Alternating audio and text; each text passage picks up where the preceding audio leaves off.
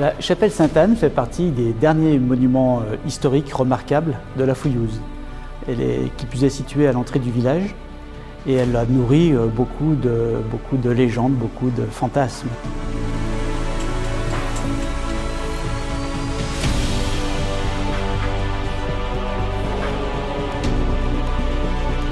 Cette chapelle dédiée à Sainte-Anne a été construite sur des bases plus anciennes d'un édifice de la fin du XIVe siècle, entre 1881 et 1885. Le premier défi du chantier, c'était de faire le bon diagnostic, de voir dans quel état on prenait cette chapelle. Ce travail de diagnostic a été mené aussi à partir d'éléments, je veux dire, d'anciennes cartes postales, d'anciennes photographies prises sur des documents d'époque.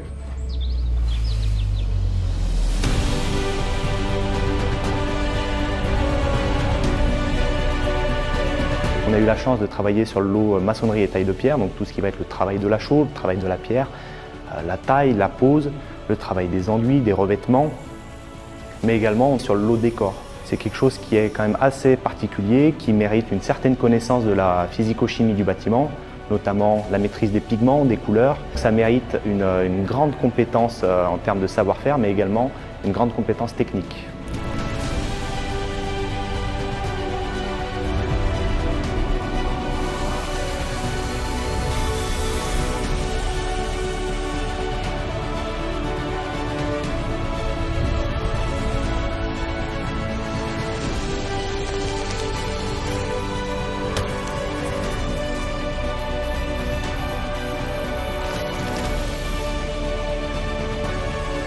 Il nous est parvenu, j'ai deux vitraux assez intéressants, datés de 1884, la très belle Sainte Thérèse et derrière moi Saint-Claude qui est exposé.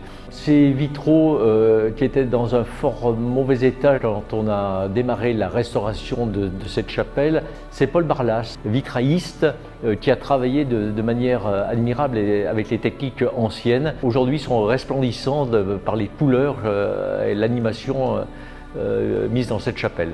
Les autres vitraux ont fait l'objet d'un concours communal dans une technique beaucoup plus moderne.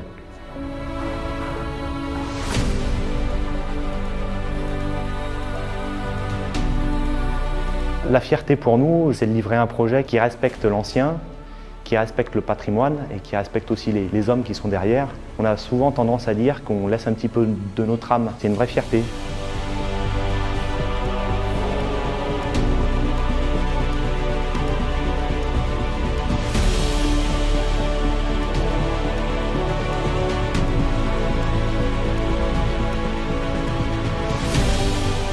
Le fait que la Fondation du patrimoine s'intéresse à notre petite chapelle a fait beaucoup. Cette communication nous a permis de recevoir beaucoup de mécènes et beaucoup de monde. Les enfants des écoles ont pu participer, ont pu questionner les maîtres artisans, les tailleurs de pierre, les rénovateurs de peinture qui ont fait un travail formidable. Faire cette journée, c'était aussi également donner la possibilité à ces enfants de découvrir leur patrimoine, être un peu plus acteurs de ce qui se passe sur leur commune, du grand public et peut-être, pourquoi pas, de créer des vocations.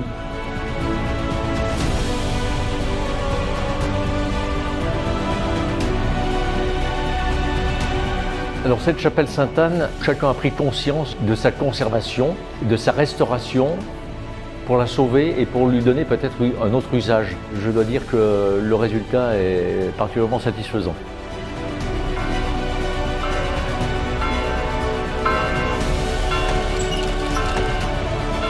La rénovation de cette chapelle est un projet, sinon le projet, avec la place de l'église naturellement, qui nous tenait vraiment à cœur.